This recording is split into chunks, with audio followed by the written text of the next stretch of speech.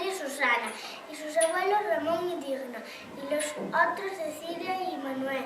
Y mis primos de parte de padre son Vanessa, Lidia, Juan, Alex, Katia, Ceci, José, Patrick, Erika, y los de parte de madre son Tania, Juan, Alex, Manolo, Nuria, Martín, Lorena, Xiana, y los de parte de niña son Xiana, Lorena, Ceci, Katia, Nuria, Tania, Erika, Alex, Andrés, Juan, José, Manolo, Vanessa, Lidia, y los tíos y tías son Paco, Carmen, Lucía, Enrique, Moncho, Matilde, Vera, María Esther, Domingos, Isauro, Manolo, Nita, Leonor, Isa, Pepe, Miguel, Antonio, y mis padrinos son Susana y Manolo. Y así es la vida de esa tal Aroa, ilustradora Aroa. Fin.